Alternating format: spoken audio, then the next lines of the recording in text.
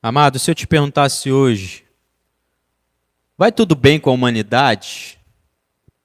O que você me diria? Se você tivesse um mínimo de sanidade mental, você me responderia: não, tem alguma coisa que não está certa. Nós temos guerras, pessoas matando umas às outras por conflitos militares. Tivemos duas grandes guerras mundiais em 2 séculos. E se somássemos os mortos, a gente teria algo aí cerca de 100 milhões de pessoas. 100 milhões de mortos. E até hoje, mesmo depois dessas guerras, temos conflitos o tempo todo. Estamos vendo por aí, não é verdade? Em 2024, mais de 233 mil pessoas morreram em conflitos armados ao redor do mundo. Temos guerras, mas também nós temos fome. Num planeta com tanta gente rica, estima-se que cerca de 10% da população mundial passou fome em 2024. Quase 700 milhões de pessoas. Nós vemos também a desigualdade, onde 10% de um grupo seleto de pessoas detém mais de 50% do dinheiro do mundo. 50% do dinheiro do mundo está na mão de algumas pouquíssimas famílias. Nós vemos a corrupção. A corrupção é algo tão frequente que existe um índice de percepção da corrupção, tal do IPC. A corrupção é quando você tem políticos e líderes que, ao invés de eles servirem o povo, eles servem a si mesmos. Então eles roubam o que é do povo para si, eles criam aquelas tramóias que a gente ouve sempre falar por aí. Nesse IPC, há 180 países. O nosso Brasil está na posição 107. De 180, estamos na posição 107. Vemos assassinatos, traições, infidelidade nos contratos, infidelidade no casamento, desonestidade, imoralidade, prostituição. E a lista podia continuar e continuar e continuar. E eu pergunto, o que pode explicar isso? O que há de errado? Qual é o problema? Seria a falta de educação? No início do século XX, final do século XIX, acreditava-se que era esse o problema. Então, a educação avançou, colégios públicos. Seria a falta da imposição de um sistema político? Bom, de repente é porque tem pouco país comunista, então impõe o comunismo e vai ser bem-sucedido, ou impõe o capitalismo e vai ser bem-sucedido. Seria o problema a religião? Tem muitos que dizem isso hoje em dia. Ou seria o problema a falta de religião? Seria a falta de avanço científico? Se a ciência avançar, nós vamos ser melhores? Vamos ter mais curas, mais tecnologias? Bem, a humanidade tem tentado oferecer essas coisas como resposta há séculos. Educação, ciência, política, religião, ateísmo, como a solução. Mas eu te pergunto, os problemas foram resolvidos? É claro, em certo sentido, sim. O pessoal que vai extrair um dente hoje, extrai o dente com anestesia. Mas não é esse o ponto. O problema central da humanidade, isso que causa todos esses males, foi resolvido? Qual é, afinal de contas, o nosso problema? Por que que mesmo depois do dilúvio, onde sobraram apenas 8 pessoas no planeta Terra, ainda assim tudo voltou a ficar como era? O que que acontece? E mais do que isso, mais do que qual é o nosso problema, qual é a solução? Como resolver, então, esse problema? E hoje eu queria meditar com os irmãos num pequeno trecho das Escrituras, na carta de Paulo aos Romanos. E eu quero mostrar que a palavra de Deus, ela responde essas duas perguntas. Qual é o problema e qual é a solução? Vamos abrir em Romanos no capítulo 3, versículo 23.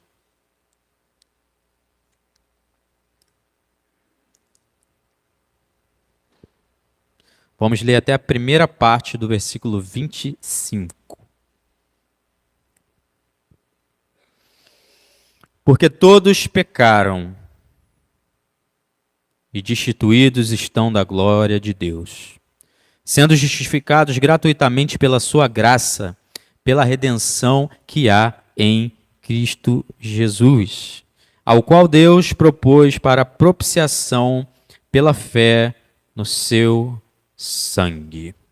Bem, meus irmãos, qual é o nosso maior problema? Qual é o problema da humanidade?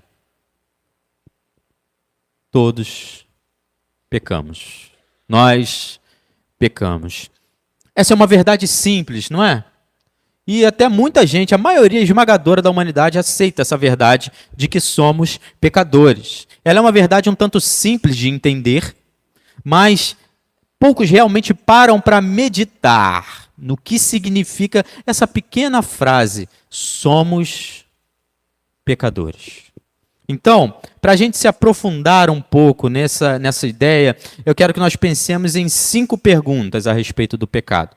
Primeiro, o que é pecado? Segundo, o quanto pecamos? Terceiro, quem peca?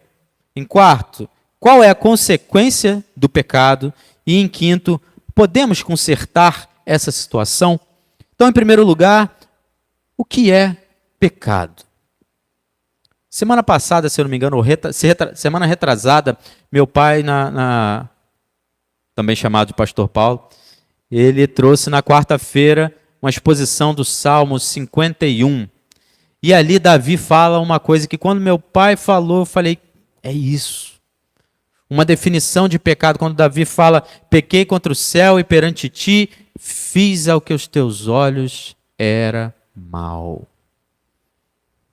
Nosso Criador fez todas as coisas que vemos e as invisíveis também. E como dono de tudo, ele determinou a função de cada coisa que ele criou.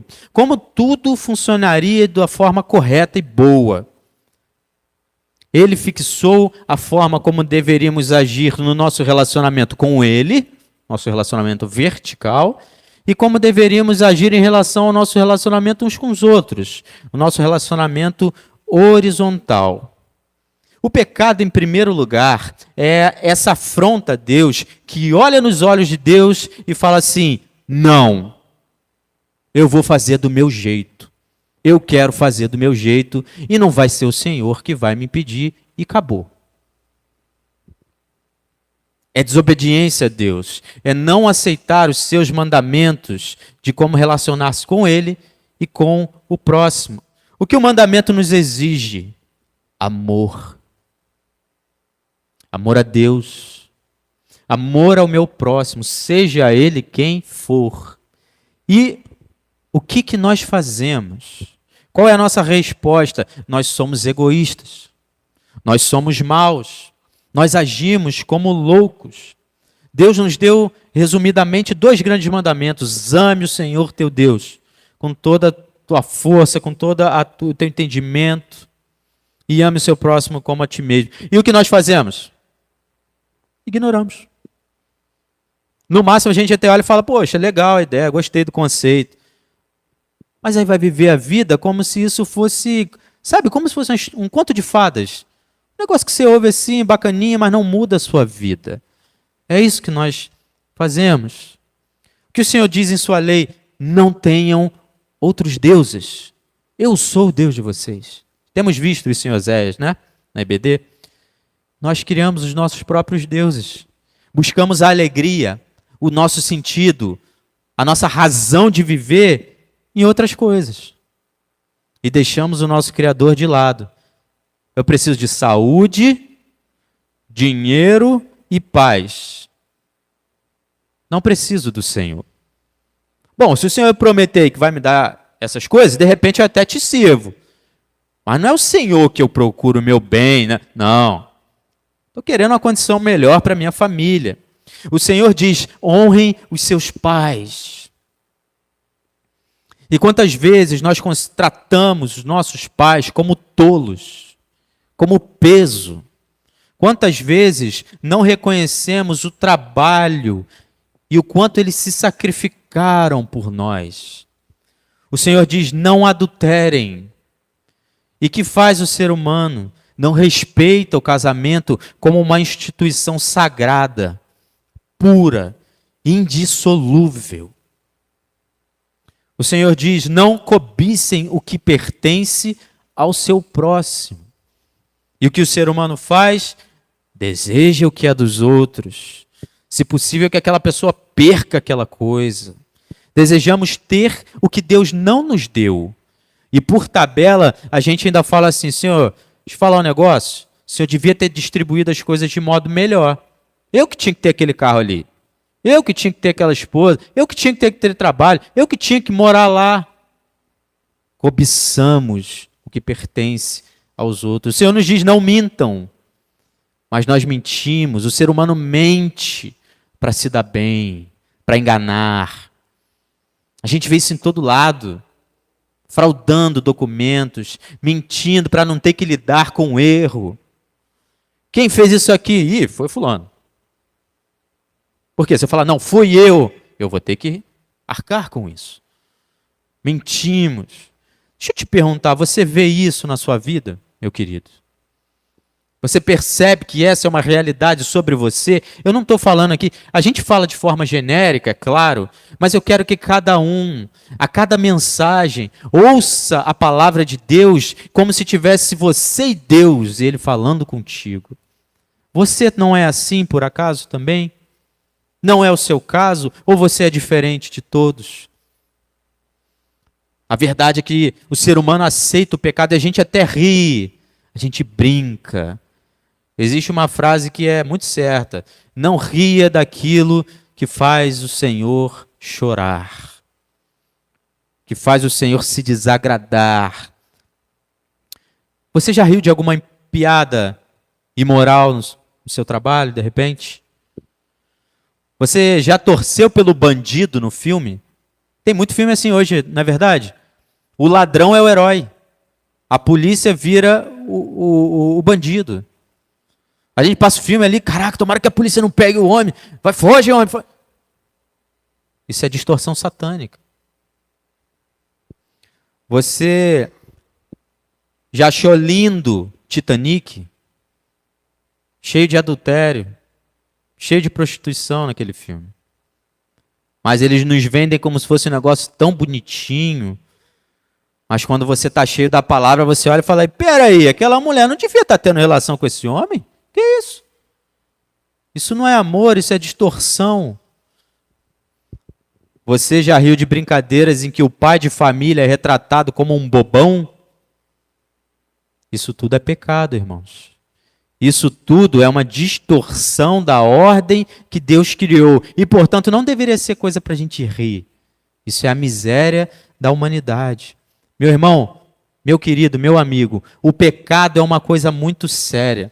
O pecado é tão sério que quando a gente volta para o Velho Testamento, a gente tinha até sacrifícios que eram feitos por um pecado que a pessoa fez sem querer. E ainda mais, tinham sacrifícios que eram feitos por um pecado que a pessoa nem sabia se tinha pecado. Não é brincadeira o pecado. Sabe o que a gente tem que pensar às vezes? Quem odeia o pecado? Quem está falando contra o pecado na palavra de Deus? Quem diz que o pecado merece a morte? Nosso Deus. E o nosso Deus é mau, irmãos? O nosso Deus é corrupto como nós? Não. O nosso Deus é santíssimo. A Bíblia fala que nele não há treva nenhuma. Ele é completamente amoroso, completamente santo, completamente justo. Então pensa bem, se ele odeia essa coisa chamada pecado, esse negócio é muito ruim.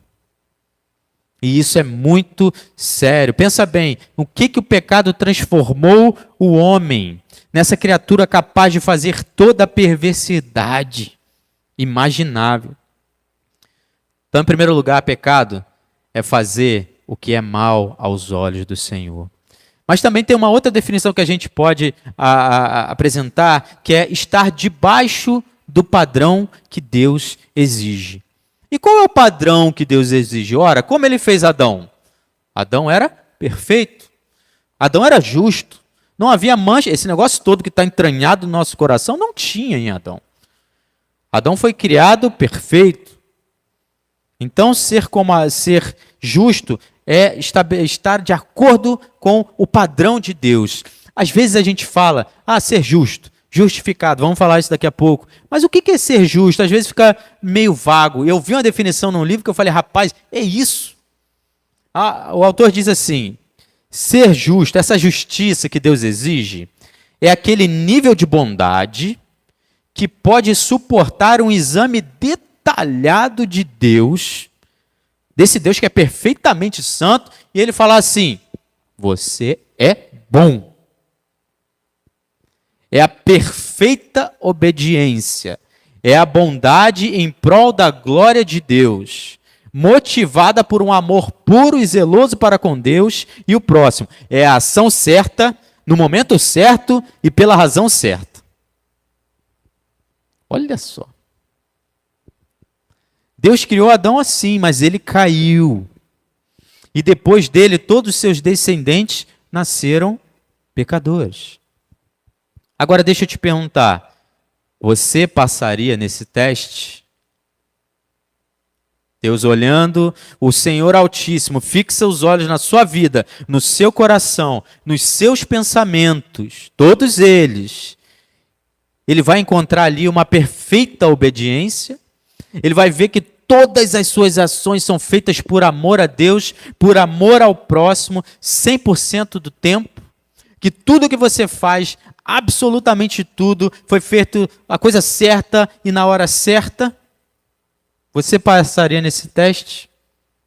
O que você acha? Se você acha que não, ótimo.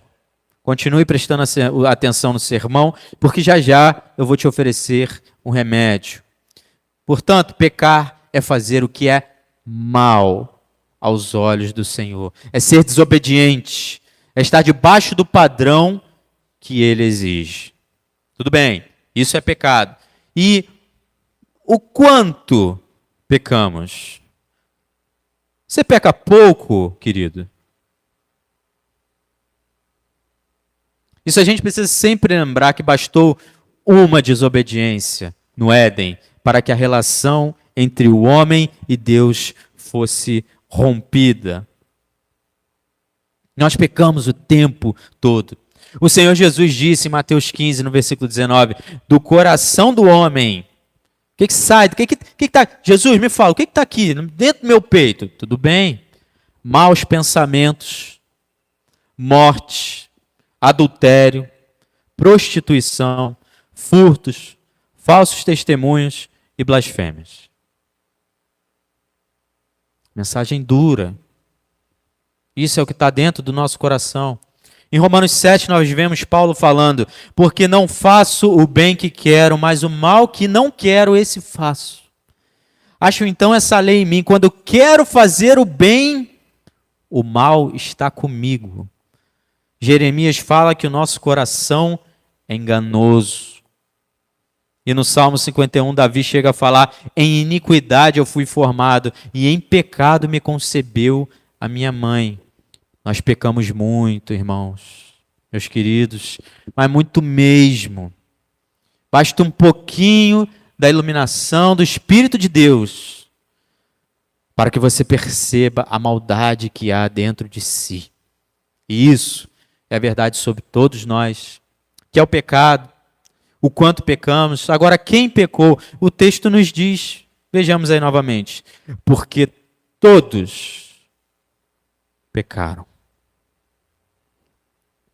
A única exceção é o nosso Senhor Jesus Cristo. Fora Ele, o justo, o santo, o Filho de Deus, todo ser humano peca. Todo ser humano é pecador. Na verdade, esse é o argumento do apóstolo Paulo aqui em Romanos. Desde o capítulo 1, versículo 18, Paulo vem tratando e vem mostrando que está todo mundo em pecado. Primeiro, no capítulo 1, ele fala que o imoral está em pecado. Esse é mais normal para a gente.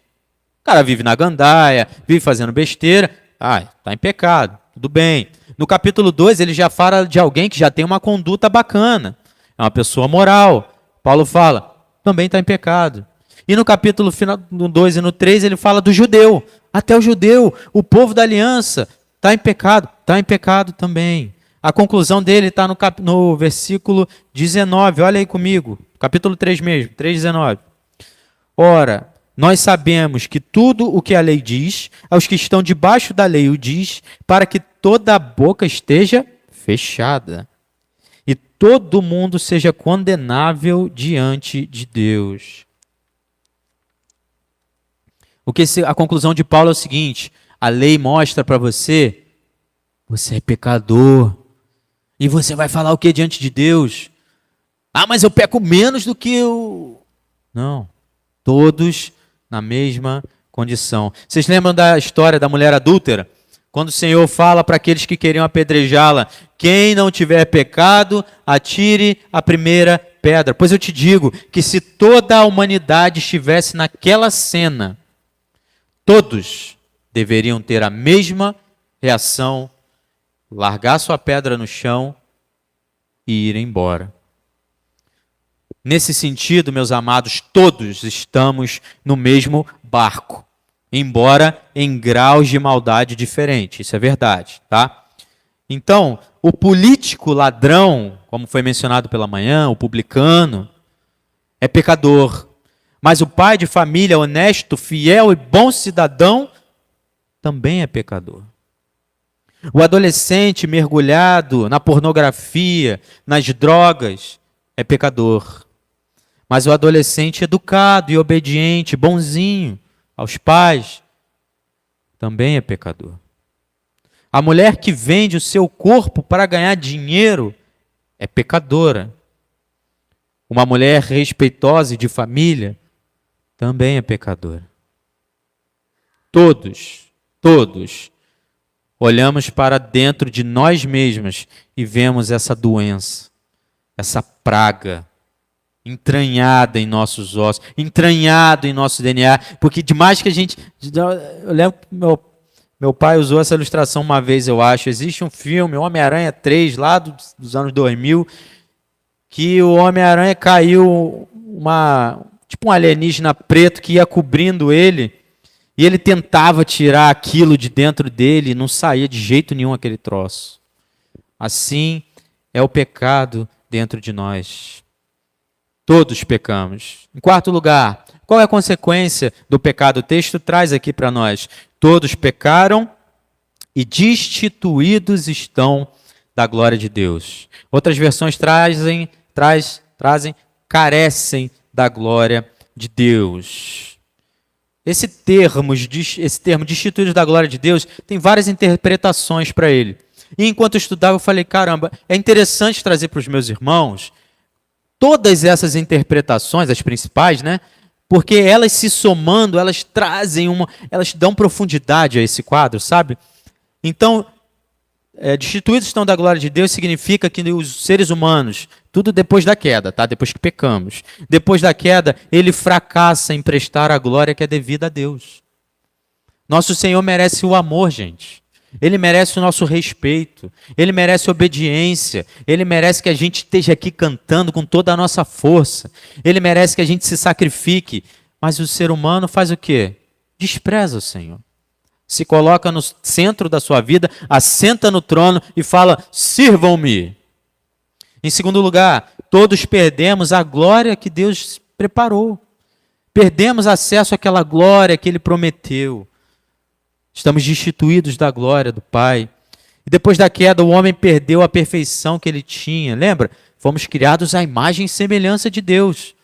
A palavra em Tiago nos diz que nós ainda somos a imagem e semelhança de Deus, mas é uma imagem, irmãos, esmigalhada.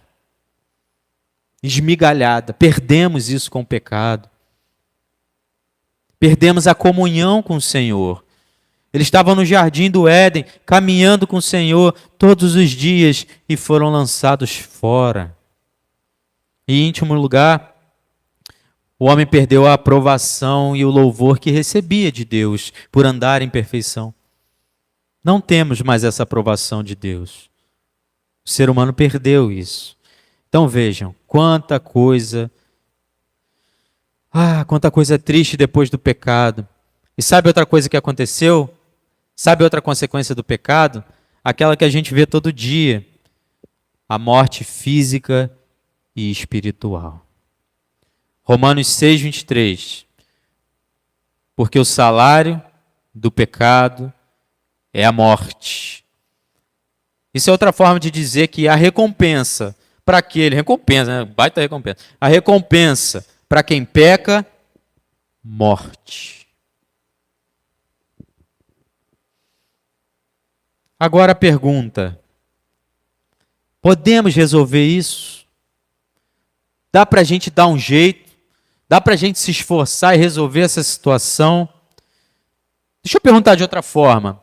Tem como você, a partir de hoje, fazer alguma coisa na tua vida que agora você vai conseguir passar por aquele exame aos olhos de Deus e Ele falar: não, você é justo, perfeito, bom? Você consegue? Dá? Sabe qual é o problema?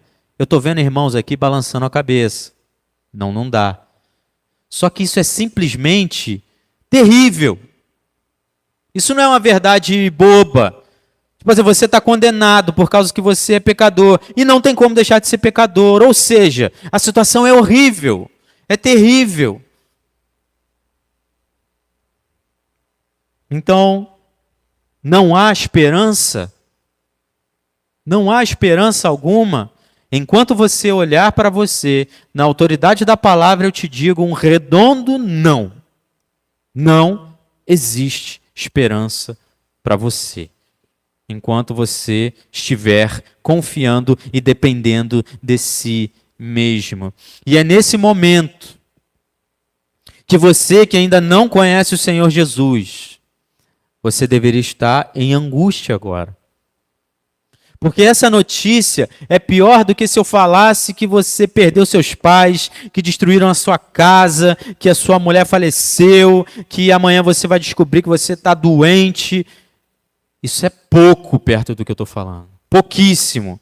Nesse momento que você precisa entender essa verdade, abandonar a esperança que você tem em si mesmo para alcançar perdão e prestar atenção no que eu vou dizer agora.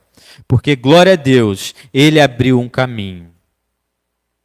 Ele não precisava abrir esse caminho, mas Ele abriu um caminho. Por que estamos nessa situação? Por causa do pecado. Lucas, qual é a solução? Leiamos os versos 24 e 25.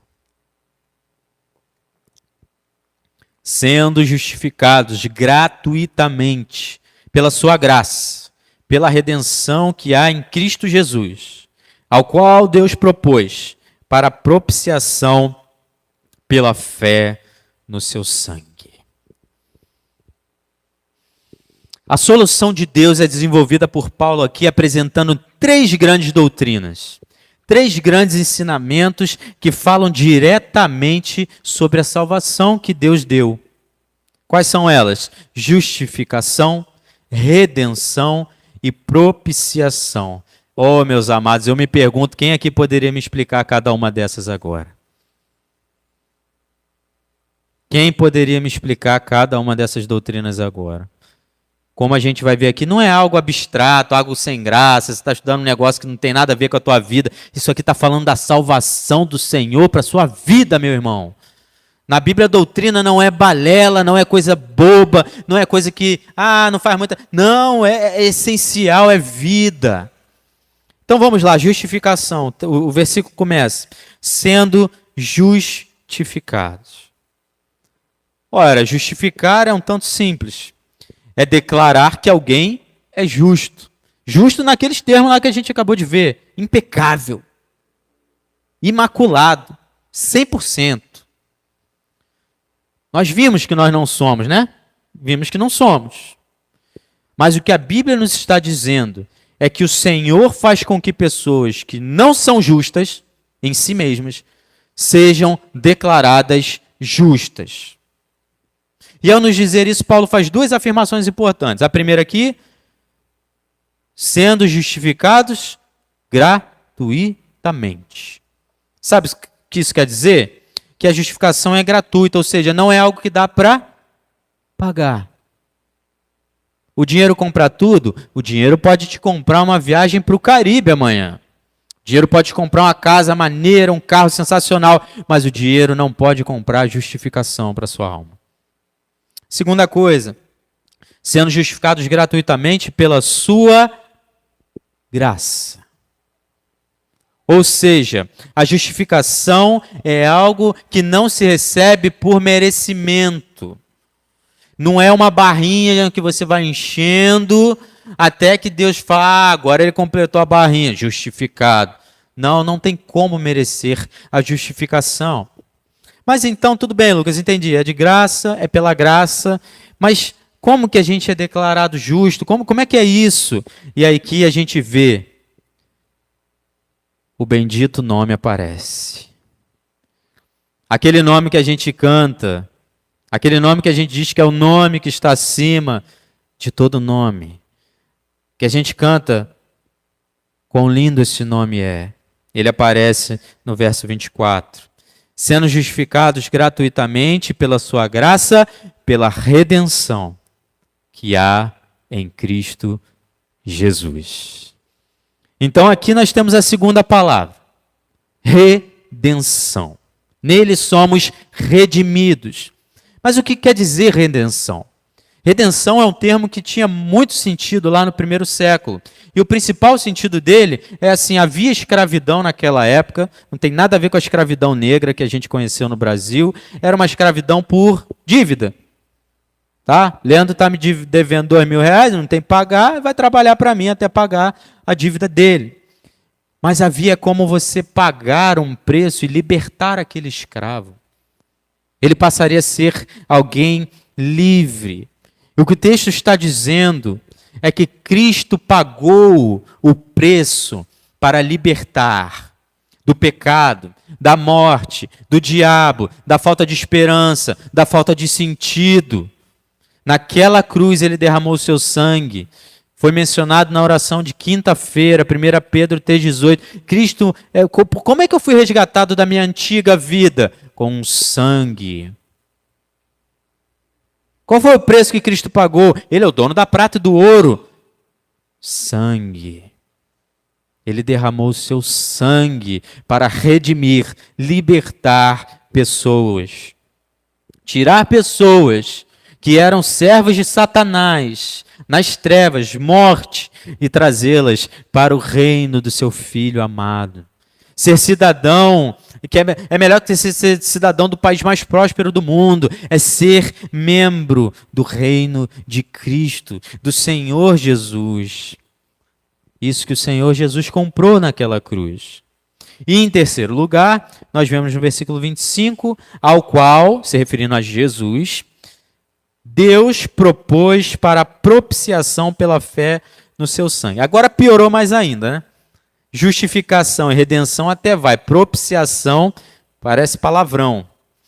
Mas propiciação é um termo muito importante. A propiciação é apaziguar a ira de alguém. Geralmente se refere a uma divindade. É por isso que desde sempre as pessoas oferecem sacrifícios a divindades. Porque elas têm uma noção que Deus deixou lá no coração que tem alguma coisa errada. Então vamos oferecer algum sacrifício aqui para essa divindade que está brabo aí com a gente, ela ficar calma, ela deixar isso para lá. Quando falamos que o Senhor Jesus Cristo é a nossa propiciação, nós falamos que na morte dele em nosso favor, onde ele levou nos seus ombros os meus pecados, Deus estava ali, manifestando o seu eterno amor pelos eleitos, tirando da conta deles toda a dívida e restaurando a comunhão com eles. Não há mais ira. Oh, irmãos, se a gente puder compreender isso. A gente não sabe o que é a ira de Deus, não é verdade?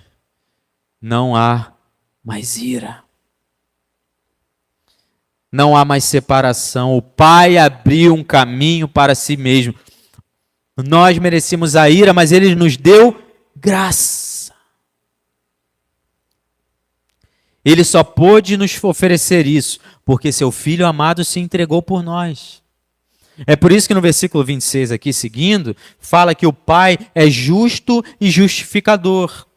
Porque Deus amou o mundo, mas havia uma grande barreira entre Deus e os pecadores, seus pecados, sua rebeldia. Deus é um justo juiz, o pecado precisa ser punido. Então, em amor, o Senhor proveu um caminho onde o pecado seria condenado, mas não em nós. Ele seria justo ao condenar o pecado. E ao mesmo tempo ele seria o justificador, que transforma pessoas pecadoras em pessoas justas. É isso que os sacrifícios do Antigo Testamento apontavam. Os israelitas pecaram, matavam o cordeiro, derramavam sangue. Olha a ideia. Foi o cordeiro que pecou? Foi a pobre ovelha que pecou contra Deus? Não foi. Mas o meu pecado era levado simbolicamente por ela. E lá dentro do Santo dos Santos, a tampa da arca era chamada de propiciatório, onde era derramado sangue pelo sumo sacerdote para a perdão dos pecados do povo de Israel. Jesus Cristo era o Cordeiro de Deus que faria a expiação final pelos nossos pecados. Isso é o que nós cantamos aqui. Cantamos aqui recentemente a música Isaías 53, domingo passado.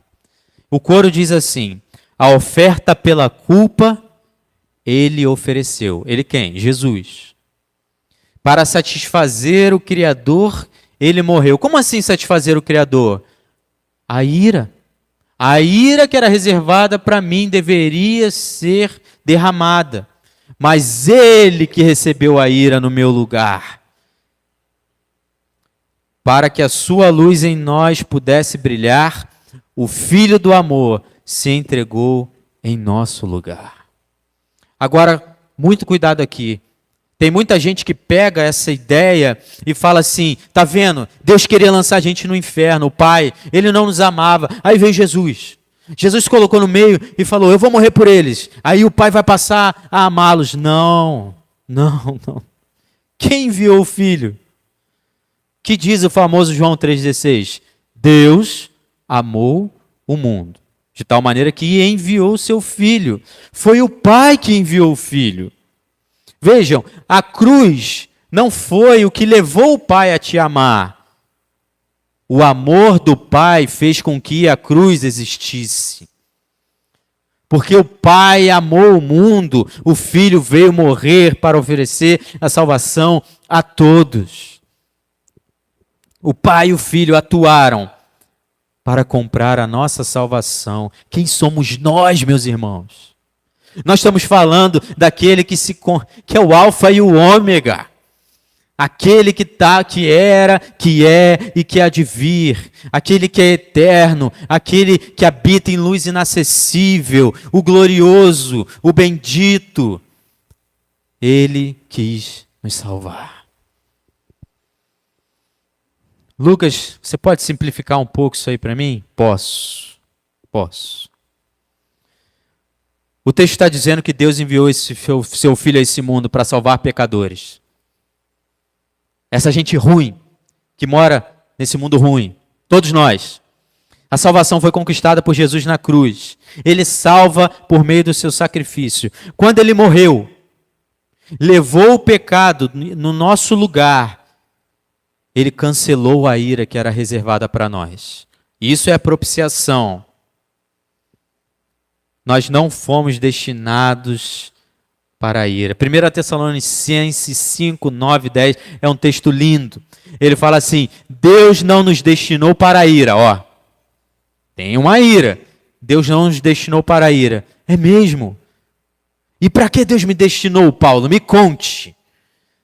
Mas para a aquisição da salvação, por nosso Senhor Jesus Cristo. Como? Que morreu por nós. Quando Jesus morreu, ele nos libertou do domínio, do pecado, da morte, do diabo. Isso é redenção.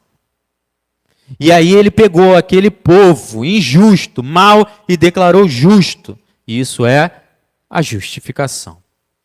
Eu quero que você imagine aqui que tivesse um homem aqui ao meu lado. João é o nome dele.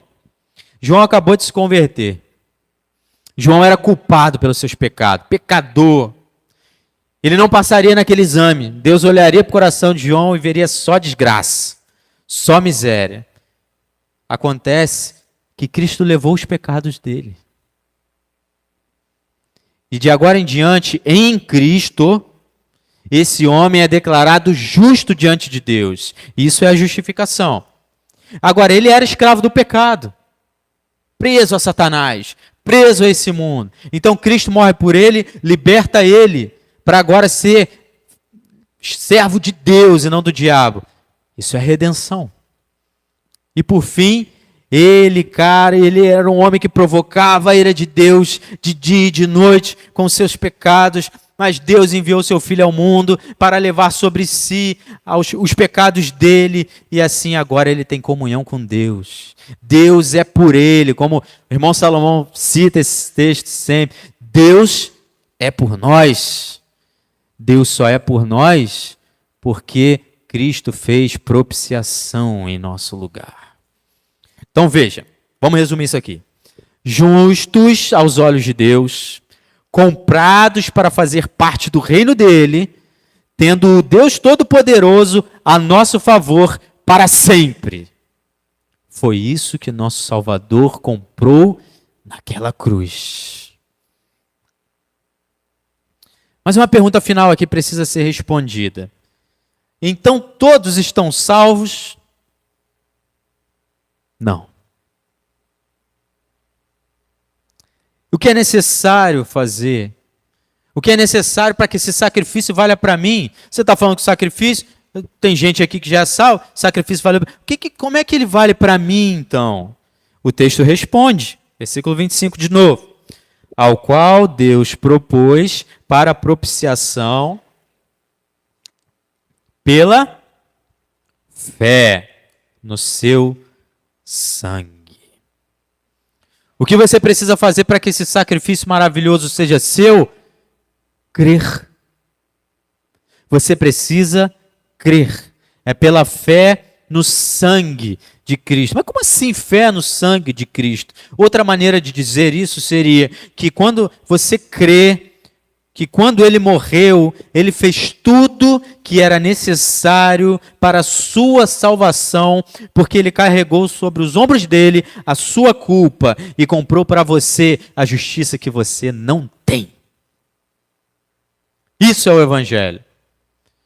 Se no primeiro ponto que eu te apresentei você acabou sem esperança, miserável, não tem como resolver. Aí eu te falei aqui, ó, preste atenção, Cristo te oferece o que você não tem.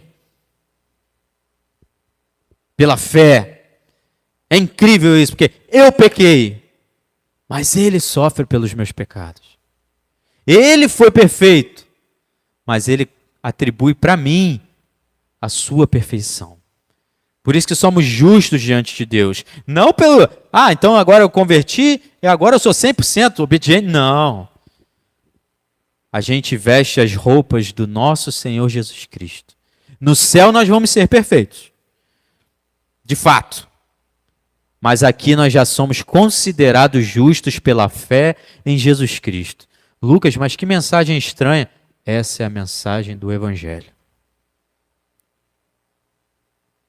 Aquele que não conheceu o pecado, Cristo, Deus o fez pecado por nós, para que em Cristo nós fôssemos feitos justiça de Deus. Se você crê nisso hoje, você vai ser salvo dos seus pecados. Você vai ser libertado do reino de Satanás. Deus não vai ser mais um Deus que se ira contra você, mas o seu Pai. Pai amado. Mas às vezes fica estranho. O que é esse crer? Geralmente na doutrina evangélica a gente divide esse crer em três coisas. Ouvir o Evangelho, concordar com essa mensagem. Então você está aqui, você está ouvindo. Primeiro ponto já foi. O segundo é você concordar, entendi, Lucas. Concordo, essa aí é a mensagem da Bíblia mesmo. Mas não para aí. Tem o terceiro ponto. Confiar nele de todo o seu coração. Existe um documento cristão muito bonito que fala assim: qual é o seu único consolo na vida e na morte? E ele fala: eu não pertenço a mim mesmo, mas pertenço de corpo e alma, tanto na vida quanto na morte, ao meu Salvador Jesus Cristo. Ele pagou completamente todos os meus pecados com o seu sangue precioso e libertou-me de todo o domínio do diabo. Não é o que a gente estava falando até agora? Ele é a sua única esperança. Eu quero que você imagine um dia que você estava, de repente, estava de férias, e aí você foi para um ambiente rural, e aí você foi fazer um passeio de caiaque. Sabe aquele barquinho que você tem um barco de cada, um remo de cada lado, e você vai remar. E aí no começo está tudo bem, você começa ali, ou entra na água, só que do nada você percebe uma correnteza forte, naquilo que era para ser um lago parado. E quando você olha lá no final, você vê que aquela correnteza leva a uma queda d'água, uma cachoeira, sabe? E naquela hora bate o desespero, você reúne todas as suas forças e começa a remar, para tentar evitar aquilo ali. Você vê que não está dando certo, para piorar, o remo ainda quebra. E aí você olha aquela queda d'água, olha para o remo, olha para a queda d'água, olha para o remo, e já era. Já era, não há escape. Veja, essa é a história da humanidade sem Deus. Os remos são as nossas obras. A gente vê a ira de Deus se aproximando e a gente quer fazer boas obras. Vou fazer boas obras. Boas obras, porque aí Deus vai me aceitar. Boas obras, eu vou tentando me salvar aqui. Tenta remar, mas não adianta. Não adianta.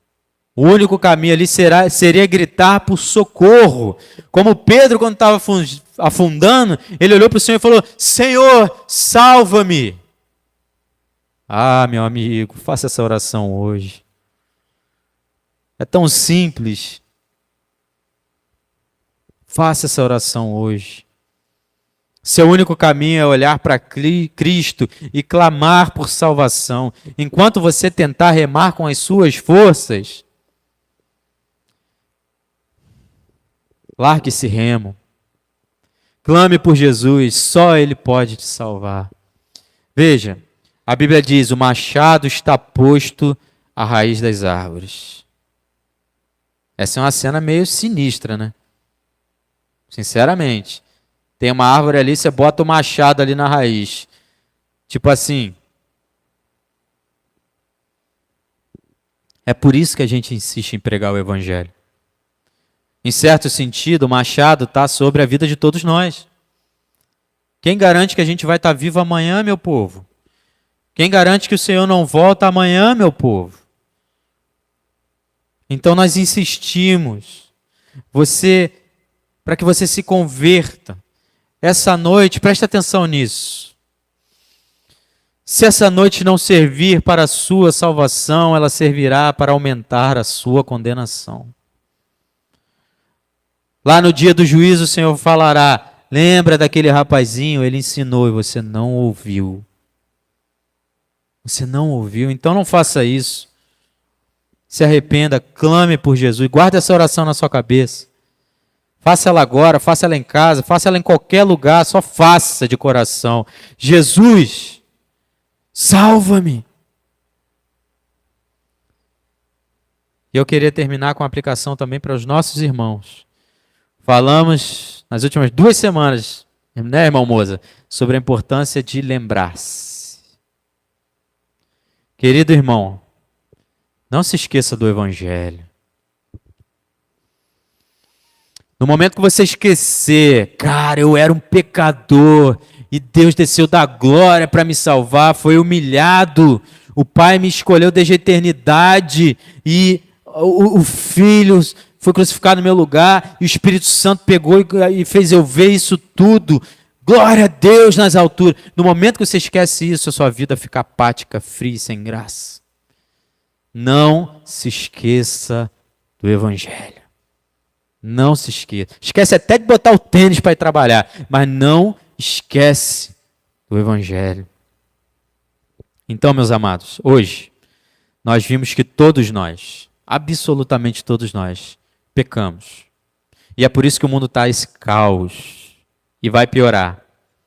Mas vimos que Deus oferece uma salvação pela fé, na redenção, na justificação e na expiação, que foi tudo comprado naquela bendita cruz de nosso Senhor Jesus Cristo.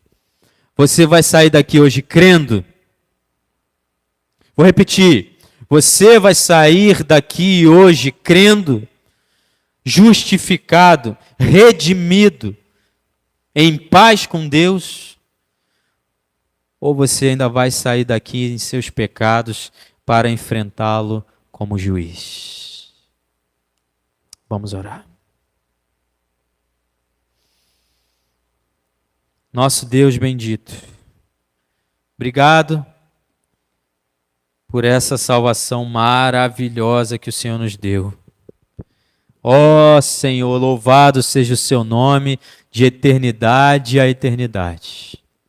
Eu peço a Ti, Espírito de Deus, que aplique essa mensagem ao coração dos meus ouvintes. Não deixe a Tua palavra voltar vazia, meu Senhor. Senhor, meu desejo aqui é que Teu nome seja adorado, seja exaltado com todo o nosso fôlego. Faça isso na nossa vida e nos conduz em comunhão contigo ao longo dessa semana, Pai.